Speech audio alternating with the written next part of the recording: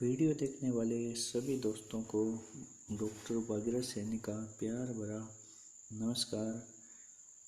आज मैं आपके लिए लेकर आया हूँ भारतीय समाज में प्रचलित विवाह के प्रकार। भारतीय समाज के अंदर या प्राचीन समय से ही विवाह के 8 प्रकार प्रचलित है, तो पढ़ते हैं इनके बारे में विस्तार से। पहला जो विवाह का प्रकार है उसका नाम है ब्रह्म विवाह। ये विवाह उत्तम कोटि का माना जाता है। इस विवाह के अंतर्गत कन्या का पिता या अभिभावक उसकी जिम्मेदारी निभाता है। समस्त विवाह प्रणाली में यह विवाह श्रेष्ठ होने के कारण इसको ब्रह्म विवाह भी कहा जाता है।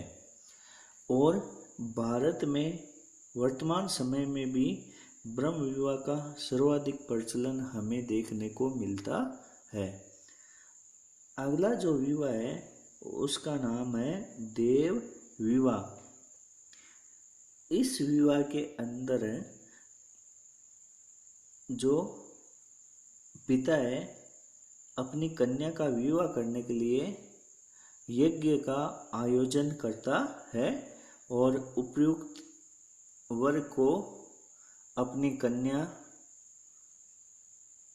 को प्रदान करता है। अगला विवाह हम देखते हैं आर्ष विवाह। आर्ष विवाह के अंदर कन्या का पिता वर पक्ष से एक गाय और बैल की जोड़ी लेकर विधि पूर्वक कन्या का दान करता था। यानी इस विवाह के अंदर जो वर पक्ष है उससे जो कन्या का पिता है एक गाय या बैल की जोड़ी लेकर अपनी कन्या का दान उसको कर देता था। अगला जो विवाह का प्रकार है वो है प्रजापत्य विवाह।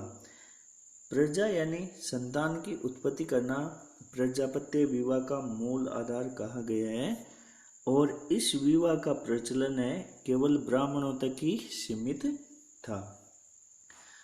अगला जो विवाह है वो है गंधर्व विवाह।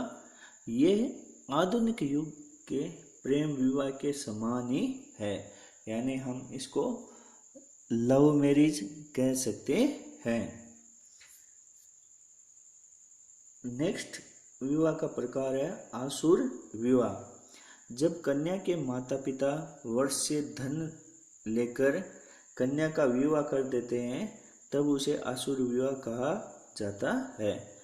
यानी इसका अर्थ ये होता है दोस्तों कि वर है उचित मात्रा में जो धन देकर है यानी कन्या का मूल्य चुकाकर है उसे विवाह कर लेता है, तो उसे आसुर विवाह कहा जाता है। अगला है राक्षस विवाह। इस विवाह के अंदर है कन्या पक्ष वालों को मारकर या उनको घायल कर रोती चिल्लाती कन्या का अपहरण करके उससे विवाह करना राक्षस विवाह कहलाता है। अगला जो विवाह है वो है पिशाच विवाह। इस विवाह को 8 प्रकारों में सबसे निम्न कोटि का माना जाता है। इस विवाह के अंदर सोती हुई, बेहोश, पागल, मदोश, उन्मत्त अथवा मदिरापान की हुई या मार्ग में जाती हुई कन्या को जब व्यक्ति कामयुक्त होकर जबरदस्ती संभोग करके उसे अपनाता है तो उसे पिशाच विवाह कहा जाता है।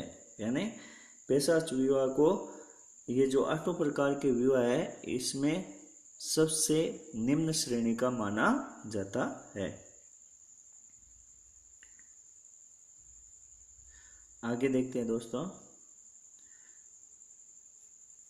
इसके अलावा 2 बातें नोट करने योग्य है कि विवाह का एक प्रकार स्वयंवर भी था जिसमें कन्या अपने पति का वरण स्वयं करती है, यानी स्वयं के द्वारा वर का चुनाव किया जाना स्वयंवर कहलाता है। जैसे सीता ने भगवान श्री राम का किया था, इसी तरह संयोगिता ने पृथ्वीराज चौहान तृतीय का जो वर्ण किया था। तो ये विवाह के 8 प्रकारों के अलावा स्वयंवर प्रथा का प्रचलन भी था। इसके अलावा एक प्रथा थी नियोग प्रथा। इसके अंदर जो विधवा स्त्री है वो संतान प्राप्ति के लिए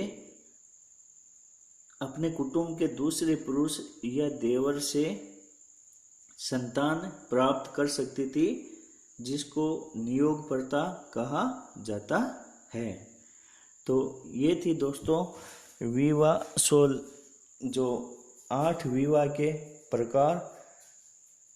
आपको वीडियो कैसा लगा ज़रूर बताएं। मेरे चैनल को लाइक करें, शेयर करें, सब्सक्राइब करें। तो मिलते हैं अगले वीडियो में। वीडियो देखने के लिए आपका बहुत बहुत धन्यवाद।